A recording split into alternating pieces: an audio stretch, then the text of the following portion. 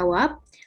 Bagi Bapak Ibu orang tua wali murid dan adik-adik angkatan 2021 yang ingin bertanya kepada Kak Winda dan Bang Dul, bisa dengan cara raise hand atau bertanya melalui kolom chat Zoom dan akan saya bantu bacakan untuk pertanyaannya. Silakan mungkin. Oh, ini udah ada yang raise hand nih, Kil. Boleh? Iya, silakan. Ya, Tri Aprilia. Halo, Tri Aprilia. Halo Kak, Tri Aprilia, kalau boleh tahu dari jurusan apa nih? aku dari akuntansi 21 Kak. Wih, dari akuntansi. Oke. Mau bertanya ke siapa? Ya, Bandul? aku izin tanya specifically untuk Kak Winda sih, karena kita sama-sama dari akuntansi ya. Oke, Oh boleh. iya, Silakan. boleh. Oke, jadi kenalin nama aku Tri Aprilia, aku biasa dipanggil April. Aku pengen appreciate dulu atas pemaparan yang dikasih sama Kak Winda, sama Kak Abdullah, karena keren banget dan sangat-sangat insightful. Tapi aku punya pertanyaan tadi, khususnya setelah melihat background dari Kak Winda sendiri yang kerja di KP, which is PwC ya tadi. Nah, itu kan tadi kan pas aku dengerin katanya Kak Winda itu ngerasa pas masuk KU katanya life changing banget gitu. Nah, aku pengen tahu seberapa besar sih peran KU untuk membantu kakak beradaptasi di work environment seperti yang udah dijelasin tadi tentang work environment-nya. Itu tuh peran KU tuh sebesar apa saat kakak mulai karir kakak di specifically PwC gitu. Dan aku juga pengen tahu apa aja sih yang kakak dapat dari KU dan bisa diaplikasiin specifically di KAP gitu kak. Mungkin itu aja dari aku, terima kasih. Oke, ya. Terima kasih, Tri. Boleh langsung dijawab. Aku bisa sekalian kampus rekrutmen kalau gitu ya. Kampus rekrutmen kalau ada yang mau, siapa tahu deh. Boleh. Oke. Didukung banget Kawin, didukung banget. Boleh nanti diatur. Kita atur nanti. Waduh, kita butuh banyak nih di tim kita. Jadi banyak banget kalau misalnya aku bilang kayak apa yang bisa kayak membantu aku untuk adaptasi. Kayak tadi aku mungkin kayak dari segi diskusi ya, tadi diskusi tuh karena kita terlatih untuk diskusi, jadinya pada saat aku masuk ke AP tuh banyak banget hal yang kita harus berani untuk diskusi. Kayak tadi Maul sempat sesimpel untuk nanyain kayak ini gimana cara ngerjainnya sih, ini gimana sih gitu, flow-nya kayak gimana gitu. Mungkin untuk orang yang nggak biasa raise hands, nggak biasa speak up, itu menjadi hal yang sulit loh, jangan salah gitu, apalagi kalau misalnya kalian di lingkungan kerja, kalian harus ngobrol sama senior kalian, itu tuh apa ya, mungkin kalau untuk orang yang jarang melakukan itu akan ragunya banyak banget gitu, karena aku terbiasa dari di KU melakukan diskusi di sana dan di sini gitu, terus habis itu biasa presentasi, akhirnya jadi sangat apa ya, jadi hal yang biasa lah buat aku gitu, jadi aku nggak lebih nggak takut kalau misalnya aku bandingin sama peers aku pada saat itu, mungkin aku merasa aku lebih nggak takut untuk bertanya gitu kan. Terus kenapa aku bilang ini life changing banget menurut aku, yang aku dapat dari KU tuh banyak banget, bukan cuma sekedar akhirnya aku bisa bekerja di tempat yang aku mau, karena memang aku pengen di KP. Kenapa aku pengen KP? Karena aku merasa aku belajar akuntansi, kerjaan apa sih yang paling relate sama kerjaan aku ya di KP gitu kan. Selain itu bisa mendeliver aku ke sana, banyak banget experience yang aku dapat gitu. Jadi kayak karena aku ada di lingkungan teman-teman yang sebenarnya walaupun mereka fun tapi mereka ambi juga, aku ada di lingkungan yang positif itu. Jadi aku banyak kayak terekspos bareng sama teman-temanku untuk join organisasi-organisasi yang ada di luar kampus juga gitu. Kayak contohnya dulu aku join yang on top, dari situ juga aku kenal banyak banget kayak relasi-relasi, kayak contohnya kayak salah satu foundernya Ruang Guru gitu, itu bisa seangkatan sama aku di yang on top. Nah, aku nggak akan join yang on top itu kalau aku nggak ada di KU gitu, karena waktu itu pada saat di KU, teman-teman di KU pada mau join, otomatis kita jadi semangat dong mau join juga, terus akhirnya jadi semangat untuk cari experience lain di luar cuma kegiatan di kampus gitu. Contoh, terus habis itu aku kayak join student exchange. Waktu itu aku dapat student exchange dari ISEC ke Poland, dan aku disupport banget waktu itu sama KU. Salah satunya aku dapat beasiswa juga gitu, dibantu sama tim KU gimana biar aku bisa dapat beasiswa, meringankan dari segi biaya ya waktu itu untuk pergi dapat student exchange. Dan itu jadi ya waktu pada saat itu menurutku sangat experience yang berkesan banget gitu, sampai aku sekarang benar-benar life changing banget gitu, bisa ada di luar negeri, bisa gabung sama orang yang dari multicultural gitu. Waktu itu assignment aku di sana buat jelasin culture Indonesia. Terus di luar itu juga banyak banget kayak aku jadi, karena kita ada di lingkungan akhirnya terpengaruh ya karena teman-teman nyambi. Terus habis itu aku banyak ngambil kegiatan-kegiatan kayak jadi license officer untuk konferensi-konferensi internasional. Terus aku juga ngambil ASEAN Games. Waktu itu aku bantu untuk ASEAN Games gitu, jadi license officer-nya. Itu kesempatan-kesempatan kayak gitu yang aku akhirnya terbuka karena aku join di KU waktu itu, karena teman-temannya, karena lingkungannya kita jadi termotivasi akhirnya ikutan join juga. Mungkin kalau aku tidak ada di lingkungan itu, mungkin aku tidak akan melakukan hal-hal seperti itu. One way lead to another gitu. Karena aku akhirnya banyak join kegiatan di luar kampus juga, kegiatan kampus juga, akhirnya melit, aku punya CV yang bagus, portfolio yang bagus, akhirnya aku bisa end up berkarir di PwC gitu, which is kayak masih sampai dengan sekarang ya gitu. Ya, kurang lebih seperti itu sih, Tia. Tri ya, sorry. Nanti kalau mau join PwC jangan lupa ya. Open Terima kasih recruitment. banyak Kak Winda atas jawabannya. Gimana Tri? Udah kejawab belum nih tadi pertanyaannya? Ya udah kejawab banget sih. Tadi ada satu experience yang relate since aku juga anak Isaac. Jadi makasih buat Kak Winda untuk jawabannya. Oh, kamu Isaac juga. Oke, Iya. keren. Udah dapat pertukaran, udah dapat exchange atau jadi pengurusnya sekarang? Aku sekarang membership, cuman karena kemarin ada COVID, jadi untuk Oh exchange ya belum sih. dibuka. Oh iya betul juga. Oh iya, COVID ya, betul. MOV juga Isaacers loh. Oh gitu. Iya. Banyak Isaacers ya di sini. LC Unpad dulu MOV. Zaman dulu banget. Oke. Wow, keren. Banyak Isaacers berkumpul di sini. Ya seru banget Isaac. Jadi kayak kalau kalian di KU join juga ya. Baik, oke, terima kasih Tri, terima kasih Kak.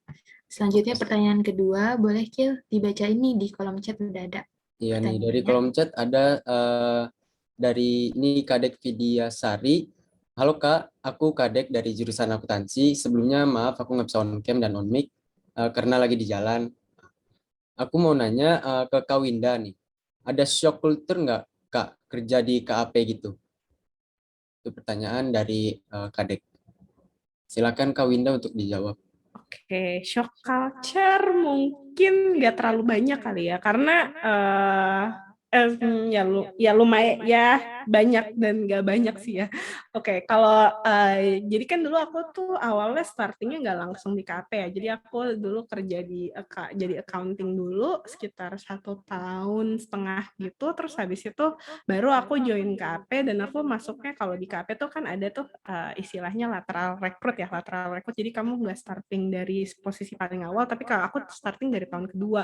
Mungkin culture shock-nya lebih ke arah itu ya, karena biasanya aku jadi akuntannya, terus habis itu mendadak aku harus jadi auditornya gitu. Dari segi kerjaan itu auditor sama akuntan tuh beda banget gitu. Jadi kalau misalnya dulu aku jadi akuntan, kerjaanku tuh lebih ke arah ke bookkeeping gitu, gimana kayak jurnal basic-basic gitu. Tapi kalau jadi auditor, wah kerjaannya luas banget gitu. Dari kita ngeliatin proses kontrolnya si perusahaan, kita liatin nanti financial statements-nya, angka-angka yang ada di financial statements-nya gitu. Jadi mungkin culture shock-nya lebih ke arah itu, dan lebih ke arah kayak, oh ya pas awal masuk kan kita nggak tahu ya kayak aplikasi yang digunain gitu. Ternyata kalau kamu audit tuh aplikasinya dari misalnya kita juga leading lah dari segi teknologi lah di PwC gitu. Jadi kayak ternyata aplikasinya tuh banyak yang dipakai gitu, dan itu butuh tech time untuk mengadjust gitu. Tapi dari segi lingkungan sih nggak terlalu ya, karena ya tadi ya mungkin karena aku waktu pas di KU juga terbiasa untuk diskusi, jadi waktu pas harus banyak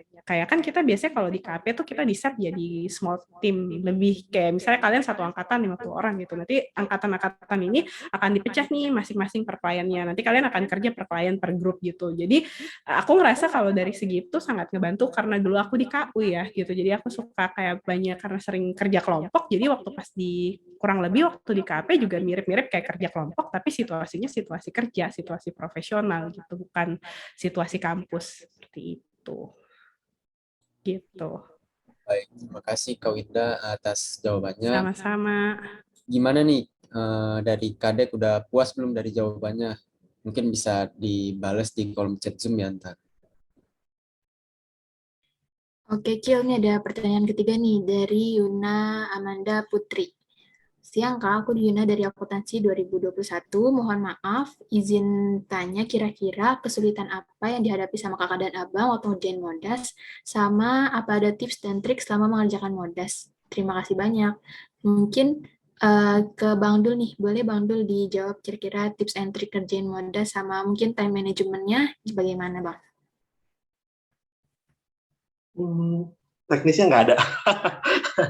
Eh, Modest kalau yang biasa dulu dikerjain, kalau ngomong tips nggak ada yang spesial maksud. Semuanya maksud aku hal yang sifatnya masih umum banget. Konteksnya kalau yang dulu aku sama teman-teman di MJ 09 KU itu melihat Modest kan itu tugas bareng ya gitu. Jadi di situ masing-masing semuanya udah aware kalau akan ada kebagian tanggung jawab untuk mengerjakan tugas itu. Jadi kalau aku sih lebih pengen menekankan teamwork-nya sih. Gitu. Oke, deadline pasti deadline karena kan di KU nggak cuma Modest aja kan ya, banyak tugas ataupun bahan-bahan diskusi lainnya juga gitu. At the end of the day kalau ngomong Modest, aku lebih pengen nekanin itu nge-build up teamwork-nya sudah mulai akhirnya terbiasa dengan itu. Gitu. Jadi kalau ngomong tips and trick yang spesial nggak ada. Kalau aku lebih pengen nyaranin ke teman-teman semua, ketika Modas itu adalah teamwork gitu. Jadi masing-masing punya common understanding kalau bagian mana yang menjadi tugasku itu yang aku aku kerjakan, nanti kita compile bareng-bareng kalau di situ. Jadi bukan sesuatu yang harus di-express spesial sih. Mungkin pusing iya, mungkin deadline iya, time management perlu iya. Gitu. Cuma karena konteksnya Modas itu bukan sifatnya individual, karena teamwork, itu yang aku pengen lebih menekankan di situ sih. Dan itu yang tadi beberapa kali juga Winda udah share, itu yang ngebawa nanti sampai ke dunia kerja. Ketika di teamwork itu kan nggak cuma nanti akhirnya kita kumpul bareng terus semuanya buka laptop, matanya ke laptop, nggak gitu kan. Karena konteksnya kan pastinya ada diskusi ya, tadi gimana ya, kok nggak ini, kok nggak cocok ya gini, gimana. Nah, hal yang itu yang kebawa sampai ke dunia kerja. Makanya karena di dunia kerja teknisnya kalau beberapa yang aku perhatiin lulusan dari IPB, Trisakti, baik akuntansi maupun manajemen, nggak akan lepas dari teamwork deh. Nggak akan sangat super jarang. Bahkan bisa dihitung jari mungkin itu ada konteksnya yang assignment yang sifatnya individual. Tapi kalau udah sifatnya assignment dari yang sifatnya corporate itu, atau misalnya ada instansinya, pasti levelnya itu udah level teamwork. Jadi tips and trick yang spesial nggak ada. Kalau aku lebih pengen nyaranin teamworknya aja dijaga. Karena somehow itu juga nanti akan relate masuk ke dunia kerjanya. Itu sih kalau dari aku.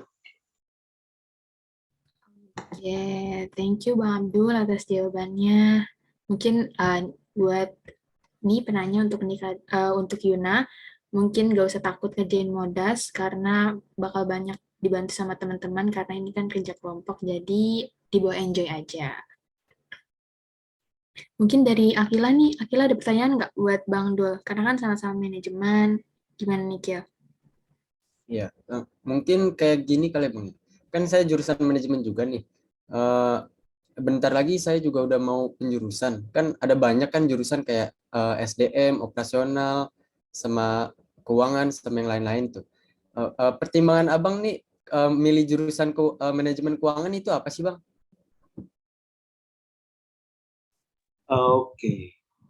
Nah, jadi sedikit buka aib deh. Jadi gini, pertimbangan milih jurusan keuangan. Kalau aku sih ngomongnya lebih simpelnya karena ada RP di depannya, karena ada USD di depannya gitu.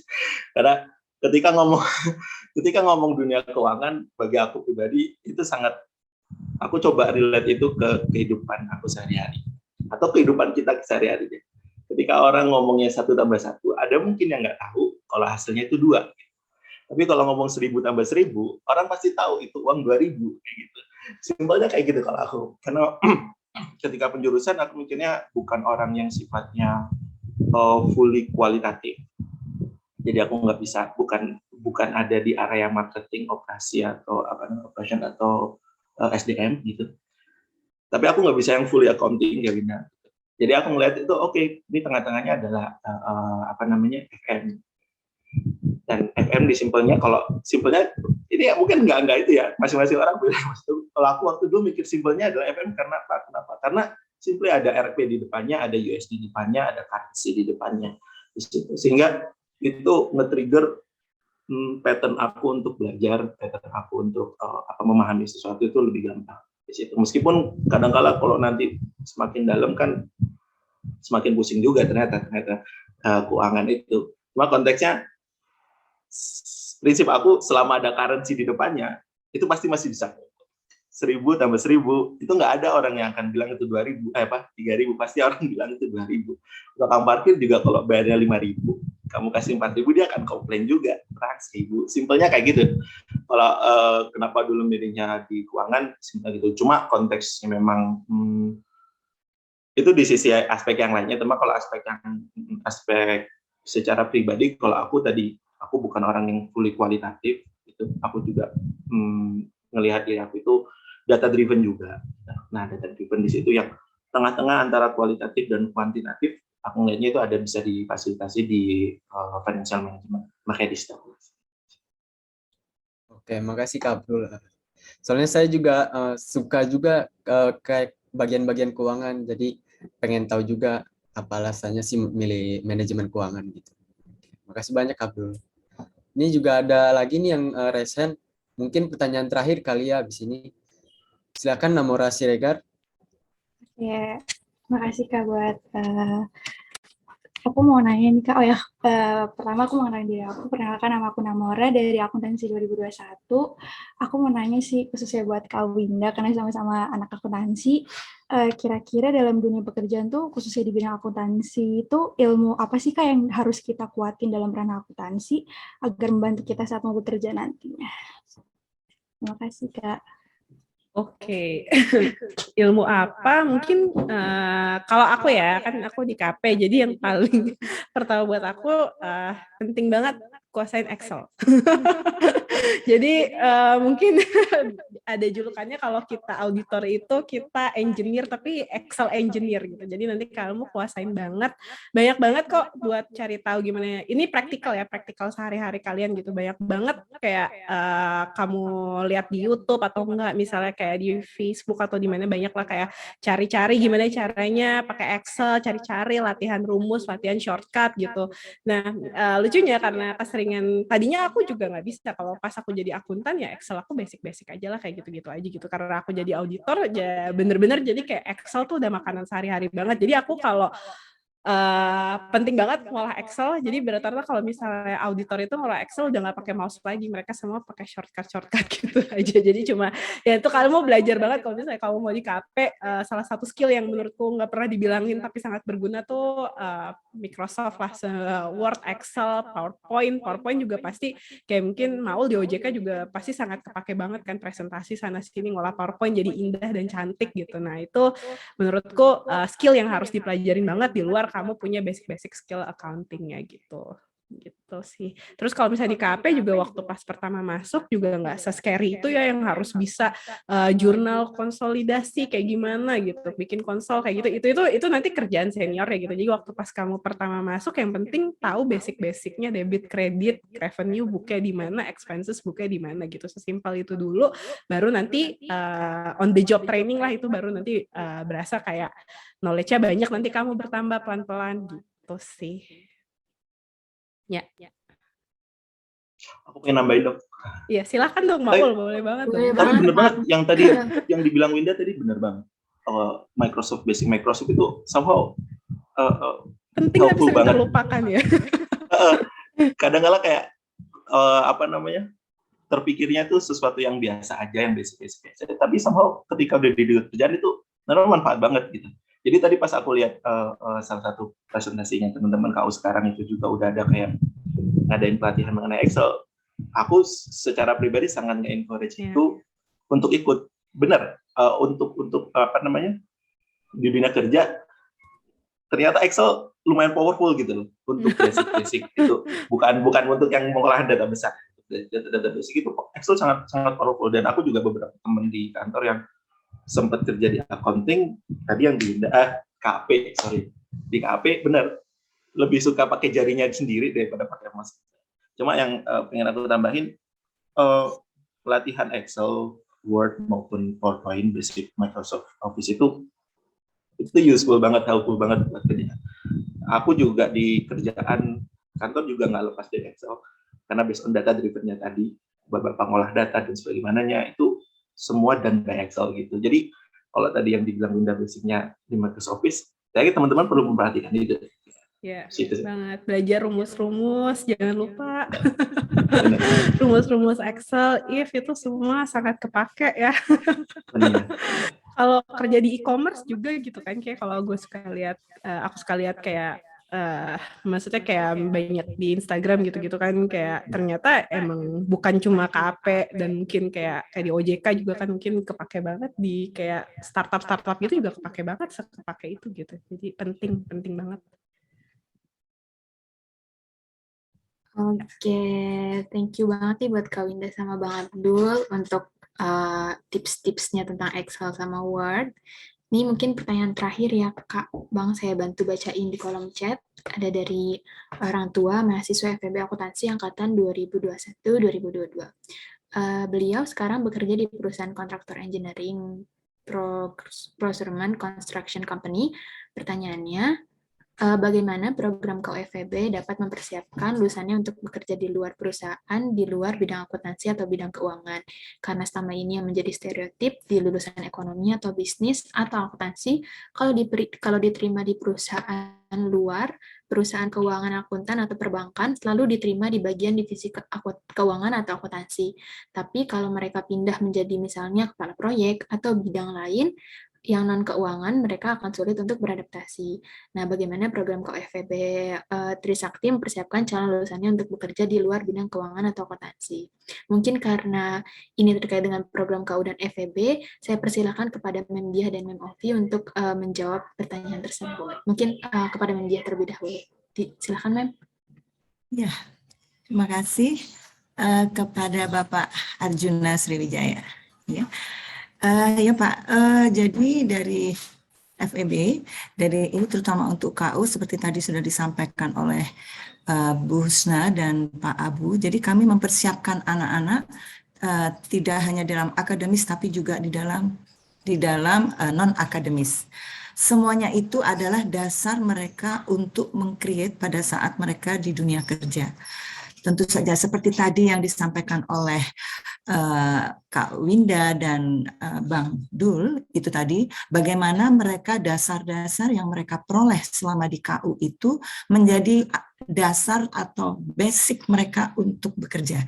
Jadi di sini mereka apa yang dilakukan selama ini seperti tadi ya, masalah staff mereka, masalah kesiapsediaan mereka, terus tadi mengerjakan sesuatu sampai malam untuk mendapatkan hasil yang bagus, terus kemudian juga terbiasa dengan diskusi, presentasi, itu insya Allah anak-anak dari KU dipersiapkan untuk menghadapi dalam semua situasi, dimanapun mereka berada, dimanapun mereka bekerja. Jadi dasarnya itu adalah dasar yang ke arah menunjukkan ke individunya Pak, ke kepribadian mereka gitu. Jadi secara di mana mereka nanti begitu diterjunkan ke masyarakat mereka siap. Tadi disampaikan oleh Bang Dul tadi di sini bahwa ya culture shock iya pasti ada.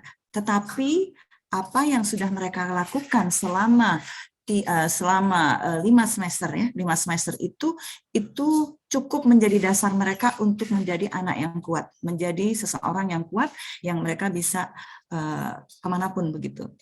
Nah ini seperti salah satu contoh adalah bagaimana, dan yang jelas anak-anak itu mereka komitmen Pak, di mana itu ya, jadi yang diajarkan itu tidak hanya yang terus harus persiapan segala macam itu, tapi adalah yang dari diri mereka sendiri. Salah satu contoh adalah ini seperti Kak Winda. Kak Winda ini ya Bapak, adik-adik dan Bapak Ibu semua, anaknya itu sedang sakit dan masuk ke rumah sakit. Tapi ini beliau mengatakan, oke, saya akan tetap bisa. Saya kemarin sudah mengatakan saya akan mencarikan untuk pengganti saya. Ini mewujudkan komitmen dia bahwa ini loh, saya bertanggung jawab atas tugas yang diberikan. Nah itu Pak, itu yang menjadi dasar dari anak-anak untuk bisa terjun di lapangan. Jadi inilah bekal yang diberikan di KU untuk mendidik anak-anak menjadi manusia yang unggul, mahasiswa yang unggul dan tough dalam kondisi apapun. Jadi ya sebenarnya nih Pak, kami juga memiliki keinginan sebenarnya anak-anak itu dilatih untuk seperti LDKS tuh agak sedikit ada abri-abrinya, tapi karena nggak mungkin sih seperti ini. LDKS ini latihan dasar kepemimpinan, pengen seperti itu. Tapi nanti dalam karakter building ada salah satu program kami nanti pada saat welcoming KU, nanti ada welcoming KU, kami akan membuat kami memberikan suatu pelatihan itu untuk anak-anak bisa membentuk karakter mereka menjadi suatu karakter yang unggul. Begitu Pak yang bisa saya sampaikan Pak Arjun. Mudah-mudahan Pak, insya Allah kalau dicemplungkan di sini, ini istilahnya kayak sedikit kawah condro di muko, sedikit aja gitu, seperti itu Pak. Begitu ya, Bang Winda dan Kak Winda dan Bang Dul, selama di KU kan benar. Iya. Iya kan? Harus siap. Jadi selalu harus siap kayak gitu. Namun ya itu tadi ya, ini pada saat zamannya Bang Dul itu ada, mereka tidak hanya untuk hal begitu, mereka juga ada seni Pak. Ya, semuanya ya, mereka tetap itu yang ada Trisakti festival itu tadi ya Dul, Bang. Ya. Nah, Ghost Festival itu diinisiasi oleh mereka sampai berapa kali gitu. Ini sepertinya akan dihidupkan kembali nih. Jadi kalau di UI ada Jazz Goes to Campus kan, kalau ini di Trisakti juga ada nih seperti ini nanti akan coba nanti tanyakan lagi Bang Dul nanti dan siapa yang itu untuk bagaimana itu supaya dihidupkan kembali sesuatu yang bagus seperti TBFC nih. TBFC juga sekarang ini dihidupkan kembali tahun ini. Nah ini adalah komite kita ini akan menghidupkan kembali TBFC. Jadi selama ini agak ini Bang Dul dan Bang Kak Winda selama berapa tahun tidak ada TBFC. Nah, ini akan kami hidupkan kembali.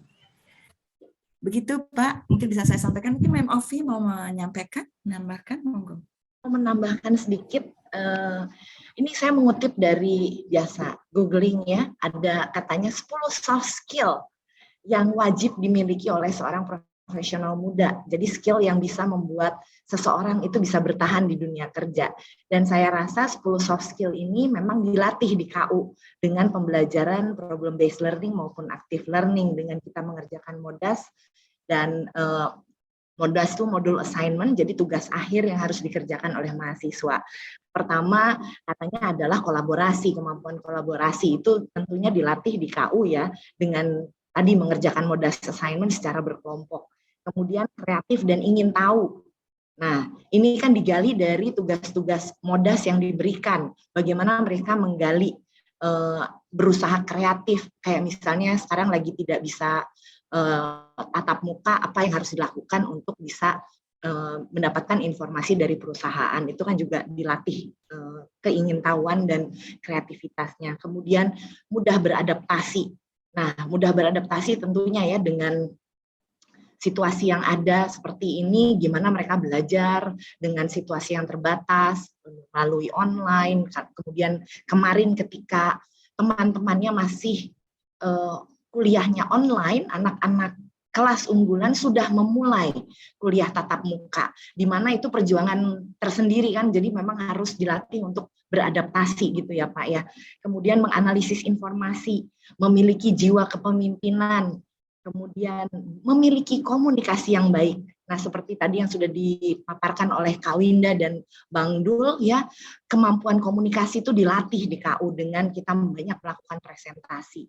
Kemudian berpikir kritis, kemudian ahli networking, seperti yang tadi sudah disampaikan Kak Winda maupun Bang Dul, ya, pentingnya kalian aktif di organisasi. Jadi kayak tadi, Tri Aprilia ya udah aktif di ISEC, that's a good point gitu kan. Nanti di KU lebih dilanjutkan, ikut ke komite ya, ikut aktif di organisasi itu sangat bagus gitu ya untuk tadi mengembangkan networking. Kemudian tadi yang juga sudah disebutkan oleh Kak Winda ya, lancar public speaking. Ya, bagaimana terus berusaha kan anak-anak difasilitasi oleh MODAS ya, harus berpresentasi setiap melakukan tugas akhir harus presentasi, semua presentasi gitu kan, itu latihannya menyiapkan materi ya, terus gimana berlatih ketika menyampaikan, misalnya ada detiknya, ada menitnya ya, harus menyampaikan materi dalam 3 menit gitu kan, gimana kalian bisa berbicara dengan efektif gitu kan. Kemudian juga yang pasti, ini yang paling utama adalah manajemen waktu.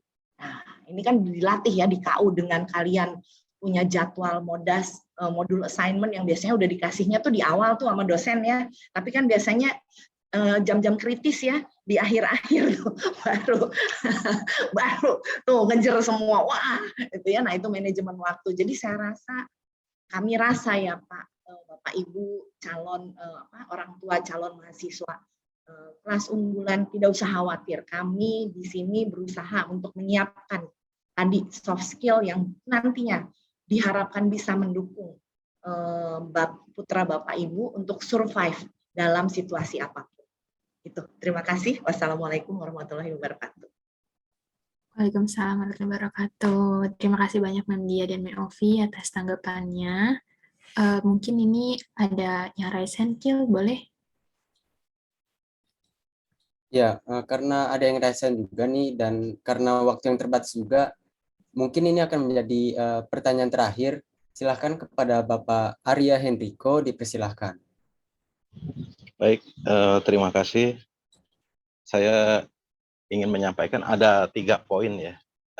Yang pertama, saya mau kasih apresiasi. Terus kemudian yang kedua, saya mau sharing experience. Terus kemudian yang ketiga adalah sedikit saran, boleh ya? Monggo Bapak.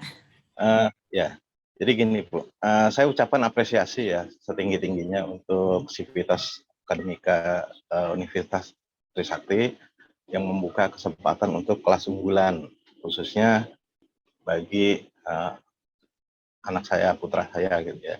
Kebetulan di sini putra saya dua-duanya ada di sini, yaitu Kamal Hadian dengan Kema Reza, ini putra kembar Bu. Alhamdulillah. Monggo. Ya, nah ini saya kalau tadi saya lihat ya, ini programnya bagus ya, kelas unggulan ini saya apresiasi lah gitu kan. Kebetulan juga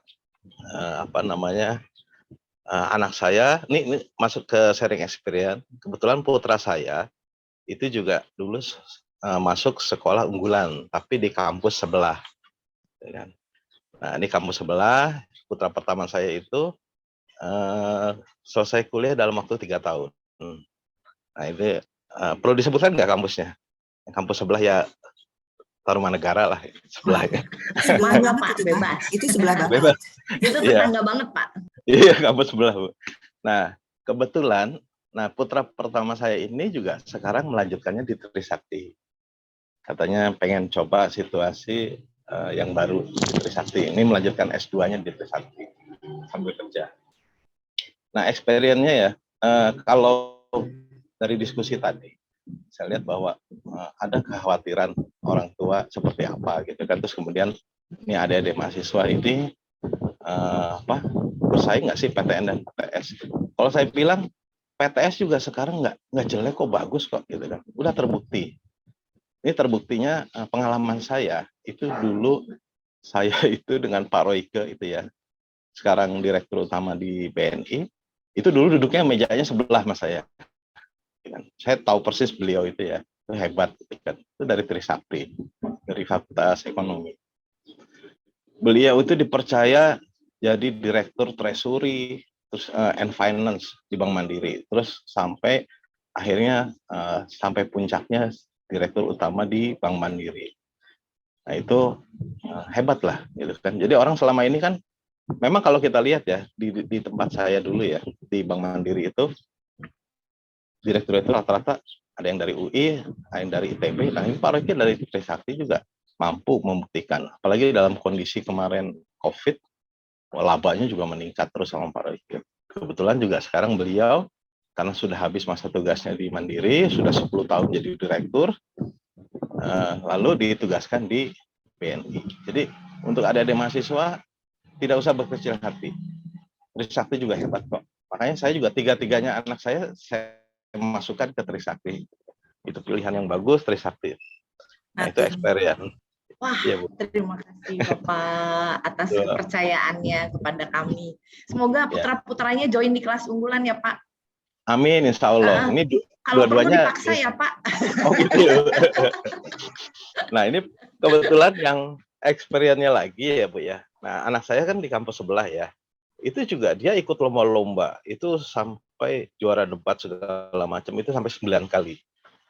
Itu kan udah keliling ke Jogja, ke Bandung, kemana-mana lah gitu kan. Jadi pengalamannya itu. Jadi untuk cari kerja pun alhamdulillah itu nggak sulit. Kan orang selalu berpikir, wah ITB, IPB, UI, gitu. Nggak juga tuh. Gitu kan. Nah anak saya waktu itu ya, waktu itu kan di tahun 2016 sampai 19, begitu 3 tahun kuliah selesai. Terus kemudian saya bilang waktu itu anak saya suruh lanjutkan sekolah S2, tapi putra saya maunya magang dulu, malah disuruh kerja, gitu kan. Kebetulan di bank ya, di bank di bank. Saya sih suruh cari swasta dulu pengalamannya di sana gitu. Kebetulan juga aturannya kalau bapaknya di bank yang ini, anaknya nggak boleh masuk. Jadi akhirnya beda institusi dengan saya, putra saya. Nah di sana juga karirnya bagus kok gitu kan. Itu saya lihat dari pengalaman sekolah-sekolah unggulan tuh bagus. Gitu. Itu saya apresiasi. Jadi nyari kerja, kalau orang lain pakai tes ini itu, putra saya malah ditawari, dipaksa suruh kerja. Gitu pun. Jadi adik-adik juga ayo semangat, kelas unggulan ini kesempatan untuk eksistensi, aktualisasi diri, tunjukkan kemampuanmu.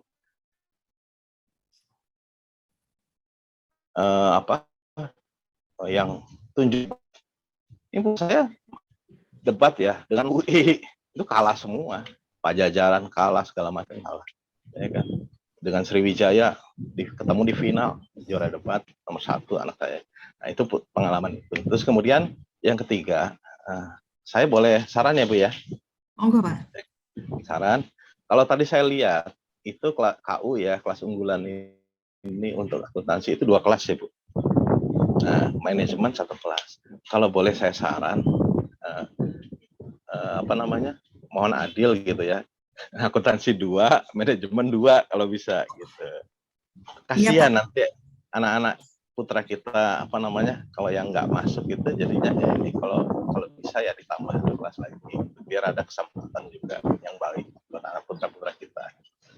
Terus kemudian tadi sekalian saya bantu jawab ya untuk Pak Arjuna Sriwijaya tadi. Nah, itu saya saran juga ke Sivitas Akademika Trisakti itu mohon untuk dunia kerja kepentingan yang paling mendasar itu 2. Tadi seperti Bu Ovi ya tadi ya bilang. Yang pertama adalah leadership, itu paling penting Bu. Itu di kampus itu yang paling penting itu pembelajaran leadership karena itu akan kepake seumur hidup. Baik dia nanti memimpin di keluarga ataupun memimpin di perusahaan, baik perusahaan finance atau non finance itu akan terpakai.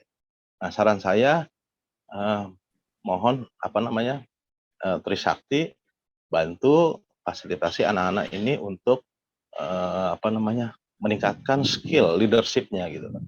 Banyak sih di luar banyak lembaga-lembaga untuk leadership ya, misalnya saya kasih contoh ya, Duta Bangsa ada, Dinamis juga ada, terus John Robert Power juga ada. Itu penting. Jadi cara berjalan, cara ini. Nah, terus kemudian yang kedua, saran saya adalah tingkatkan skill public speaking seperti Ibu Ovi ya tadi ya bicara. Itu betul penting. Jadi 2 itu yang sangat mendasar, leadership dan public speaking. Kadang begini ya Bu, saya baca ya, saya dunia kerjanya saya kerja 31 tahun gitu kan. Saya lihat orang Indonesia ini pintar-pintar. Hanya itu kekurangannya dia tidak bicara. Itu kekurangannya. Kenapa? Saya bekerja dengan konsultan, dengan EY, dengan PwC. Itu banyak gitu kan. Dengan orang-orang luar juga, orang Malaysia, orang Inggris, Australia, segala macam. Itu juga mereka berani gitu. Orang Malaysia ya keturunan India itu ya maaf ini kan ini. Itu mereka bicara dulu. Nah sementara orang kita tuh pintar gitu. Cuman di belakang dia ngomong kalau gitu sih gue juga bisa katanya.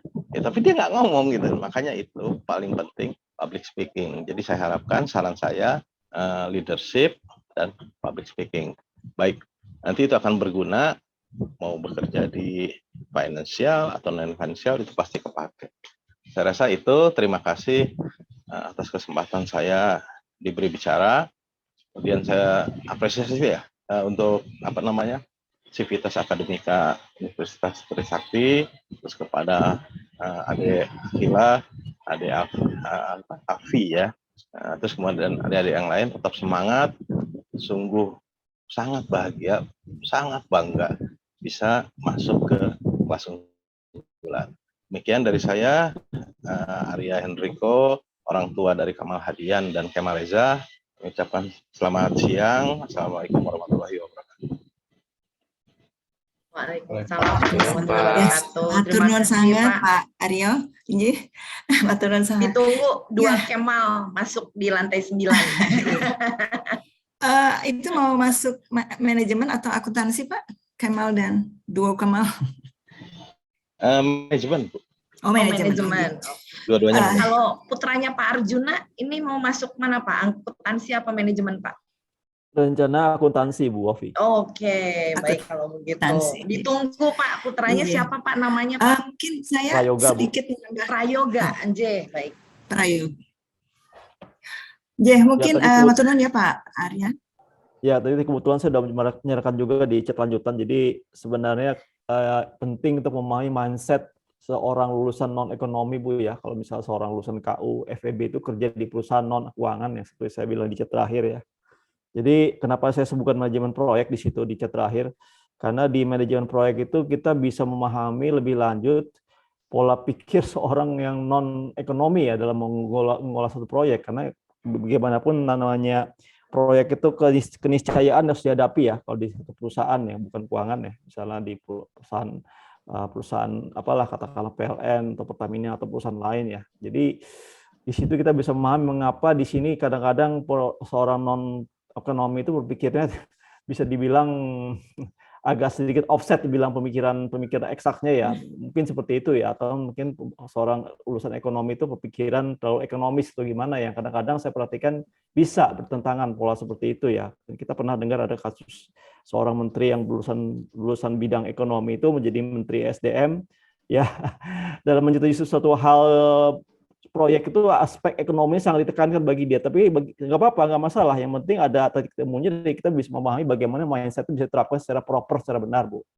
Saya kira begitu aja. Demikian saran saya kenapa disarankan seperti itu ada kuliah manajemen proyek, karena ya mungkin untuk membantu lah Bu ya, supaya nanti dalam pekerjaan tidak kaget. Oh, kok proyeknya mesti seperti ini, kok basis akuntansinya nggak diperhatikan segala macam. Nah itu nanti bisa lebih dipahami.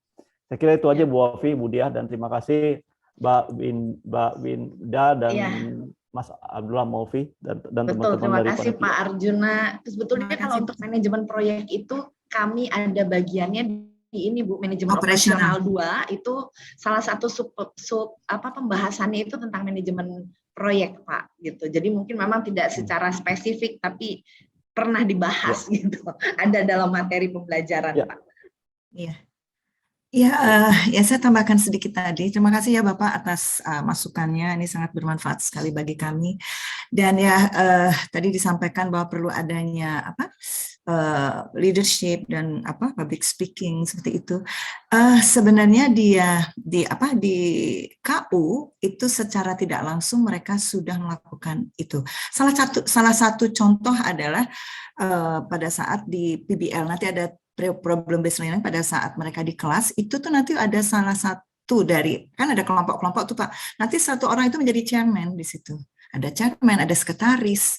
Nah, ya dari situ jadi mereka sudah berperan bagaimana kalau dalam berkomunikasi dengan dengan peer-nya di situ, terus kemudian apa yang mesti dilakukan di situ. Nah, itu sudah berlatih di situ. Dan hampir semua mata kuliah kan dengan PBL. Nah, jadi secara langsung mereka sudah belajar mengenai leadership di situ dan juga komunikasi. Terus kemudian juga masalah ini Pak, seperti sekarang ini open house. Ini kan tadi ada komisi kan ada komisi art and culture, ada komisi LNG, ada CSR, ada kemudian ada OI gitu ya. Itu komisi PR ya. Nah, setiap project ini adalah project. Ini istilahnya saya tuh ikutin anak-anak ketuplak, katanya saya sampai bingung kamu tuh ketuplak. Ketua pelaksanaannya itu selalu berganti-ganti. Jadi selalu berganti. Jadi open house ini ketuanya kebetulan adalah Alivia ya. Untuk open house ini Bang Kinden, Mem. Oh, Kindern ya. Oh ya. Nah, di sini adalah Ya, ketuanya Ma'am. Bang Kindern. Nah, itu Bang Kindern. Terus kemarin juga ada dari ada saat apa? Sebelum ini open house yang pertama itu ketuanya siapa? Itu baru kemarin? Alivia. Itu Alivia. Oke. Nah, ini di bawah dari atasnya ada lagi. Ketua komisinya itu adalah Yuliana. Jadi Yuliana dia udah belajar, oh nanti siapa ketua-ketuanya, dan diberikan kebebasan mereka untuk meng-create apa yang mesti dilakukan. Jadi pelaksanaan ini tadi sudah saya sampaikan, ini adalah kreasi anak-anak. Kami manut apa yang apa yang diminta oleh anak-anak. Seperti itu. Nah, terus kemudian juga kemarin kami ada program CSR berbagi 1.000 mukena. Kami sudah melaksanakan 480 mukena yang dibagikan. Nah, itu juga ketua pelaksananya juga berbeda.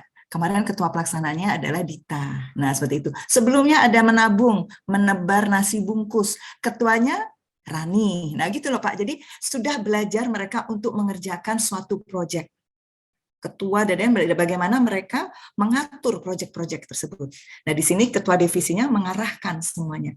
Jadi sudah belajar untuk berorganisasi juga, belajar juga untuk berkomunikasi bagaimana semua itu bisa terlaksana dengan baik, belajar berkomunikasi dengan pihak luar, ya kan? Tentu kalau melaksanakan sesuatu harus ada pihak luar. Mereka sudah belajar tentang seperti itu. Jadi mudah-mudahan Bapak Ibu semua ya yang dengan di KU anak-anak benar-benar dilatih secara nggak sadar kalau mereka itu dilatih seperti itu sebenarnya. Jadi karena mereka fun, mereka mengerjakan dengan senang gitu loh. Jadi nggak sadar bahwa itu telah membantu dan telah membentuk diri mereka menjadi pribadi yang unggul secara tidak langsung. Ya, jadi seperti itu Pak Arjuna dan Pak Aryanji.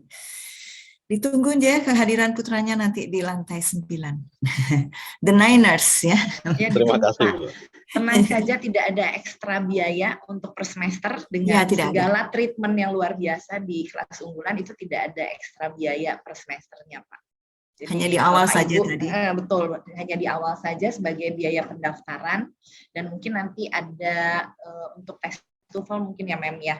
Ya, untuk tes TOEFL ada. Gitu. Itu tapi udah dengan subsidi ya Mem ya, kalau nggak salah ya. Jadi, kami subsidi. Tidak usah khawatir, kami berusaha seminimal mungkin untuk meringankan gitu ya beban dari orang tua. Jadi Bapak Ibu tidak usah ragu karena biaya semesternya tidak ada perubahan sama sekali dengan biaya reguler. Jadi sama. Tapi anak Bapak Ibu akan mendapatkan manfaat yang lebih besar dengan bergabung di kelas unggulan. Gitu ya Mem dia? Insya Allah ya. Amin, insya Allah ya. Ini contohnya nih. Ini contohnya udah ada Kawinda dan Bang Dul, luar biasa. Bang Dul tuh dulu pakai topi, makanya tadi saya bilang, topinya mana? Topinya wisuda juga Bu. Udah wisuda topinya. Kalau topian ya dulu zaman dulu. Iya. Dan yang jelas komunikasi kami dengan anak-anak itu baik sekali, bagus sekali. Terbukti sampai sekarang kan masih terus terbina komunikasi, dan dengan alumni juga terbina dengan baik. Betul. Jadi komunikasi kami seperti inilah. Nah, ya, ikatan alumninya juga kuat ya. Buktinya tadi Kawinda langsung ya kita open recruitment, asik. Itu bagian dari alumni yang kuat bener ya Mem. Ditunggu loh Kawinda. Nih anak-anak akuntansi tadi udah pada ngechat saya, ayo dong Mem Kawinda katanya bikin open recruitment. Sudah saya sampaikan kepada Pak Mur loh. Kak Winda, begitu, oke siap. Langsung udah saya sampaikan Pak Mur dan Bu Ina tadi, saya chat tadi. Oh iya nanti diatur segera. Siap, boleh. Ada lagi mungkin? Gimana nih Kil dari pertanyaan kalian tadi dan juga pemaparan serta informasi yang diberikan oleh Membia dan Meovi udah jelas banget kayaknya nih ya. Ya, udah lengkap jelas Pak, semuanya lengkap lah semuanya. Mungkin untuk Bang Molvi sama Kawinda mungkin boleh pilih kali ya 3 penanya terbaik dari adik-adik angkatan 2021. Ayo. Wah. Lalu Silakan Maul. baru mau ngomong, Wit. Oke, tadi tiga penanya terbaik ya. Tadi Iya. ada di chat ada 3 dan yang Raisen tadi ada 1 Kak. Mungkin namanya disebutkan tadi siapa? Alifa? Iya, tadi ada Namora, ada Tri, lalu ada Nikadek dan Yuna. Oke, aku sekarang nih langsung. Jeng. Langsung. Oke, Tri Aprilia deh. Tadi aku ini pertanyaannya dia juga pas nanya juga membara-bara gitu ya, kayak ngomongnya bagus gitu. Oke, baik. Kalau dari Bang Dul, siapa nih Bang pilihannya? Kalau aku belum milih Nikadek kali ya. Karena Nikadek. konteksnya, maksudnya pertanyaan mengenai culture shock itu somehow menurut aku relevan banget gitu. Buat teman-teman nanti setelah kuliah, nanti masuk ke dunia kerja, yang pasti akan ngadepin culture shock. Aku relevan. Oke, baik. Yang satu lagi kira-kira Terakhir. siapa nih? Bang Dul sama Kak Winda sepakatnya. Wah. Waduh. Tadi aku Siapa satu nih? lagi lupa namanya. Yang nanya apa tuh? Yang boleh tadi di recap nggak namanya? Tadi April. Ada yang nanya langsung, yang open mic. Yang nanya langsung ada Namora. Ada Tri sama Nikadek tadi ya yang nanya langsung ya? Namora, Kak. Namora ya. Oke, Ya, Namora betul. deh. Karena udah nanya langsung ke kita ya. Gimana, Abdul? Oke. Kalau saya Namora tadi yang nanya soal juga itu kan ya, apa yang harus disiapin DLLT. Akhirnya yang kalau misalnya itu kita nge-input office-nya itu kan. Ya, betul. Oke, baik. Terima kasih banyak Kak Winda dan Bang Abdul. Dan juga saya ingin mengucapkan terima kasih kepada Mem Diah, Mem Ovi, Bang Dul, Kak Winda, serta bapak-bapak dan adik-adik yang telah bertanya. Sepertinya sudah cukup jelas jawaban dari Mem Diah, Mem Ovi, dan kakak abang narasumber. Last but not least, mungkin dari Bang Dul dan Kak Winda ada yang mau disampaikan kepada mahasiswa-mahasiswa kelas unggulan sekarang nih. Mungkin ada masukan untuk yang mau lulus atau yang masih belajar nih di semester 3, semester 4 menuju semester 5, semester 6 menuju semester 7, dan juga untuk adik-adik calon mahasiswa baru program kelas unggulan periode 2022-2023 agar bisa sekeren dan wah, pokoknya biar bisa kayak abang dan kakak deh. Oke, kalau dari aku message-nya untuk adik-adik yang mau bergabung, jangan ragu, jangan ada pikiran kedua. Join ke KU tuh adalah kesempatan yang sangat bagus dan berlombalah untuk ngambil kesempatan ini, karena ini benar-benar kan kayak tadi dijelasin sama Mem Ovi, Mem Dia, itu tuh fasilitasnya banyak banget, terus kalian bisa dapat ini, maksudnya dengan segala ekstra fasilitas yang dilakukan, terus nggak ada biaya tambahan pula, itu apa ya, sangat good deal banget lah gitu. Terus kalau menurutku juga banyak banget hal-hal positif yang didapat dari join KU, jadi joinlah KU. Kalau aku mungkin bisa mengulang lagi, aku mungkin tidak akan ragu sama sekali, langsung oke, ada kesempatan join KU, aku langsung tanpa ragu sama sekali untuk join KU gitu. Jangan worry juga sama tugasnya yang banyak, justru itu ya nanti yang akan mengasah kemampuan kalian ya ke depannya gitu. Buat adik-adik yang masih berjuang, udah di KU, terus lagi berjuang untuk lulus, semangat gitu. Terus ya dunia kerja itu juga nggak semenyeramkan itu, dan apa yang kalian belajarin sekarang tuh banyak banget bekalnya buat membantu kalian nanti di dunia kerja gitu. Oke.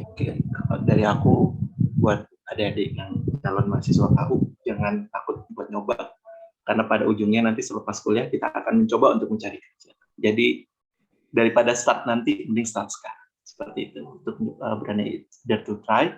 Buat yang sedang sekarang di KU, di semester berapapun, persiapan dunia kerja bisa disiapin dari sekarang. KU juga udah nyiapkan fasilitasnya, mulai dari yang shortcut seperti itu, bahkan kayak tadi Winda juga sempat cerita mengenai exchange programnya juga yang juga disupport sama manajemen KU. Jadi siapin juga buat dunia kerjanya sekarang itu, soft skills-nya tadi beberapa juga orang tua juga udah share experience juga apa yang dibutuhkan di dunia kerja. Tadi Winda juga udah share juga, itu hal menurut aku yang juga perlu diperhatiin. Dan nambahin bagi tadi juga bagi para orang tua mahasiswa maksudnya, bagi saya pribadi di KU itu investasi yang sama dengan hasil yang lebih tinggi menurut saya pribadi gitu. Jadi kalau bahasanya dunia keuangan high risk high return itu yang common, somehow kalau ini same risk high return gitu. Ya gitu. Tadi Bu Ovi, Bu Dia bilang juga dari sisi investasinya juga tidak berbeda jauh gitu. Tapi sistem pembelajaran dan sebagaimana nanti banyak fasilitas yang didapat, bagi saya itu same risk high return gitu. Karena saya sendiri masuk KU mengejarnya itu dengan same risk high return tadi, dengan tidak ada biaya apapun, tapi dengan konsep yang berbeda sehingga mempersiapkan diri menjadi yang berbeda. Demikian. Terima kasih. Wah, jadi terpacu banget nih semangatnya biar bisa sukses kayak Bang Dul dan Kak Winda. Semoga dari sini kita semua bisa terus semangat ya adik-adik. Ya, semangat ya. Bisa 3,5 tahun lulus loh kalau di KU. Benar nggak, Mem Dia? Iya, sudah didesain seperti itu. Sudah didesain 3,5 tahun pasti lulus, ya. Jadi kalau kalian belajar benar, lulus terus, 3,5 tahun pasti di tangan. Oh ya, saya juga mungkin saya pesan ini pada itu yang angkatan 2021, beritahu teman-temannya ya yang nggak bisa join hari ini untuk join KU. Ya. Diajak ya teman-temannya. Gitu. Ayo, kalau bisa chat langsung ada kok, bisa chat langsung kan ada tuh di situ untuk menanyakan tentang KU. Ya kan? Terima kasih. Siap, Mem. Siap, Mem.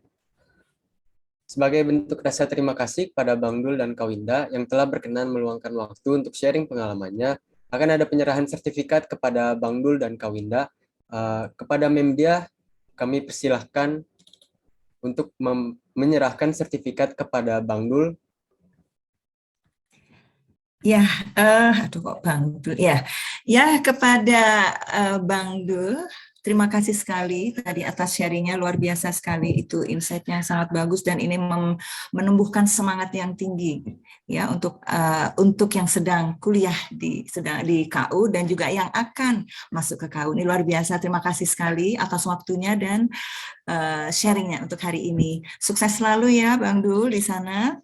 Jangan lupa nanti. Terima kasih Mem Dia, Mem Ovi. Sukses dan sehat selalu ya buat semuanya. Ya. Terima kasih.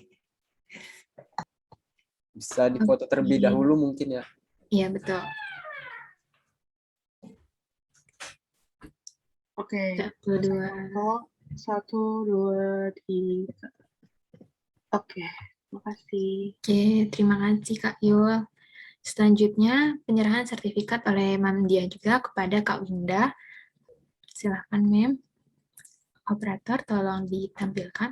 Ya, terima kasih Kak Winda atas waktu dan kesempatannya untuk sharing kepada adik-adik dan calon adik-adik di sini.